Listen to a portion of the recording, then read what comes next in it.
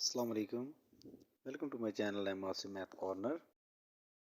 Today we will study about conjugacy clause and self-conjugate in group theory. We will discuss very important theorem related to it. Let's start. Conjugacy clause. An equivalence clause determined by the conjugacy relation. Conjugacy relation means let A and B belongs to G, then a class made by the conjugates of elements. Conjugate of element can be taken as G belongs to G, small g belongs to G, then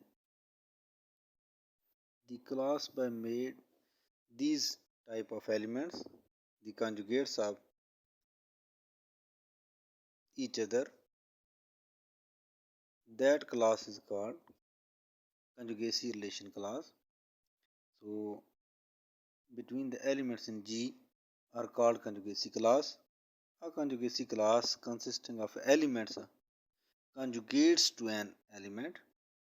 A of G is denoted by CA. This means that, let me tell you that, for example, A belongs to G, small g belongs to G, and B, C, D, many elements belongs to G, then B is equal to G, A, G first. If B is equal to this, then B will belongs to conjugacy class, and if C, we put C here, and C is equal to G, A, G inverse, which is belongs to G. So it means that C is the conjugate of A. Similarly, D conjugate of A. All the conjugates of A in G make a class that is called equivalence class, and this is denoted by CA. CA means that the equivalence class of the conjugacy class consisting of elements or conjugates to an element A of G. What is self-conjugate? An element A belongs to G is called self-conjugate if any G belongs to G. Similar formula like that, but because it is self-conjugate, so here we put A and here we put also A. A is equal to A, G inverse. This element is also called central element. The self-conjugate element is also called central elements. Let's start theorem.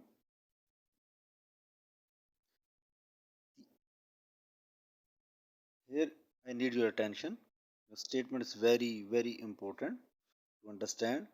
The number of elements in conjugacy class CA, which I described earlier, of an element A in group G is equal to index. Index means left cosets or number of right cosets. Number of left cosets or number of right cosets. What is coset? You can check my video by visiting my channel. M.Asif Math Corner. What are detailed video is there.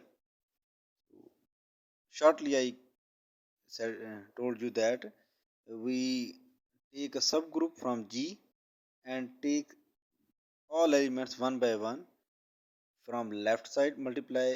If the operator is multiplication, then multiply. If the operator is addition, then add those elements of G in H, and we get some subsets of G. Those subsets are called index of G, and the number of index, for example 2, 3, 4, 5 index, then the index 4, 5, 6 cosets, then the 6 will be the index. As many number of left or right cosets we find, that is called the index of that subgroup in G.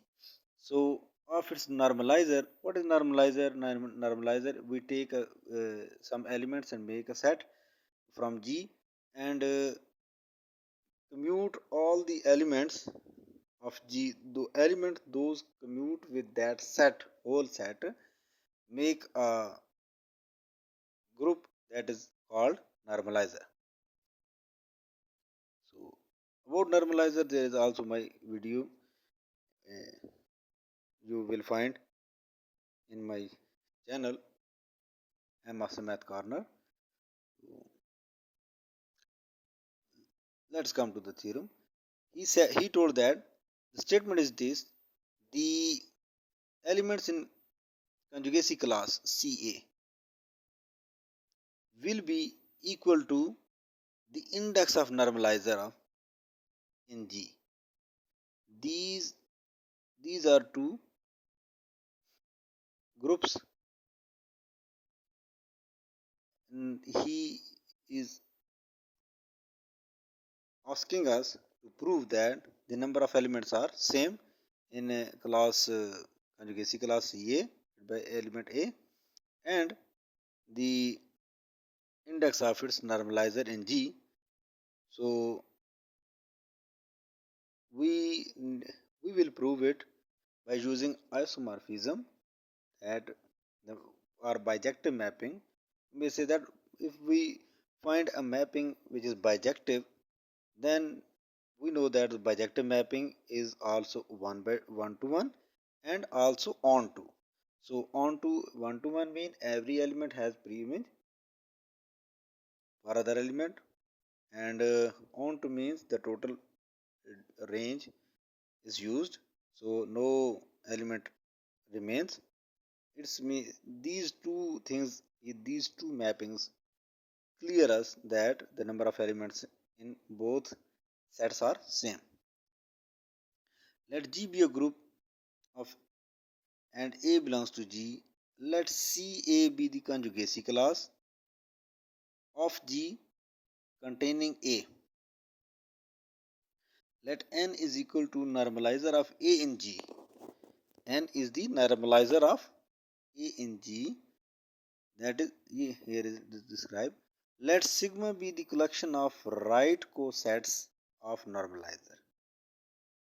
This normalizer make a set, and sigma is the collection of all right cosets. So we need to map sigma with CA. If we find their mapping one to one and onto, then their number of elements will be equal. Let's start.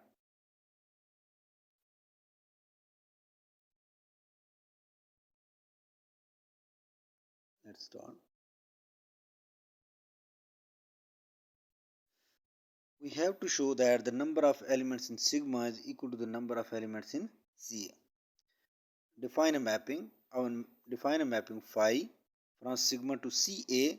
It means that when we give the domain, those elements will be like sigma means normalizer of G, normalizer of A and G. So and the output will be looks like a conjugacy class or conjugate type, this type G inverse A G, where G belongs to G. So here it defines the mapping. So phi is well defined. We need to prove that phi is well defined. Let Ng is equal to Ng prime, where G and G prime belongs to G, because he told us that all the right cosets. So N is the normalizer and G prime belongs to G. We multiplying G and G prime with N normalizer and getting the right cosets. He told us that the right cosets of G and G prime are same. So Ng is equal to Ng prime and N is equal to this G will go to the right side of equal sign, then it becomes G inverse. So as G and G inverse also belong to N because normalizer is also a subgroup. So every subgroup has its inverse of every element. So as here he defined that if A belongs to H, then AH also belongs to H. Therefore, let me say that G prime into G inverse is equal to N and G prime is equal to NG. Here we find a result that G prime is equal to NG, where G prime and G belongs to G and N belongs to normalizer N. Next, now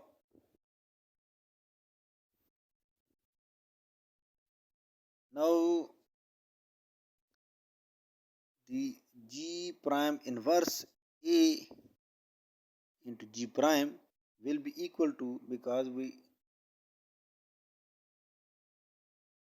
this you can see that how we find this, G prime inverse A into G prime will be equal to NG inverse A and G.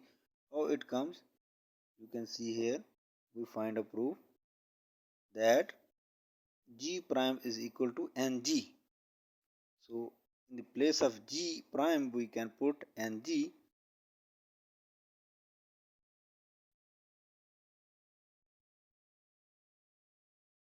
So G prime inverse will be equal to NG inverse, and A will be there, and G prime, in the place of G prime we put NG.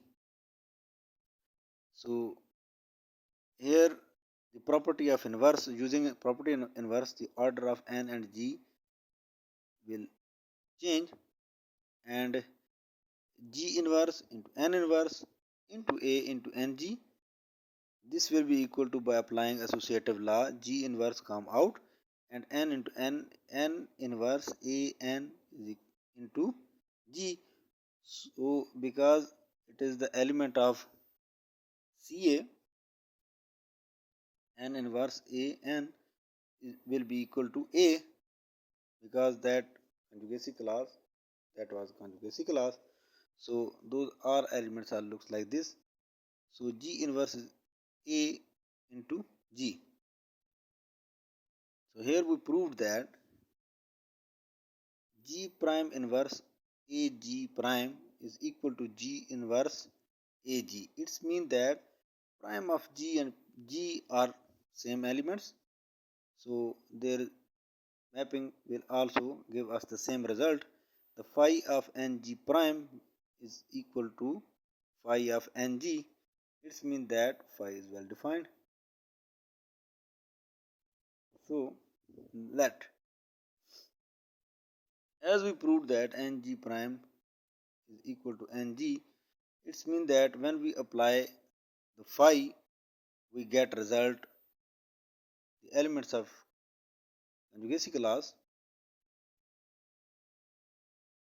G prime inverse AG prime is equal to G inverse AG.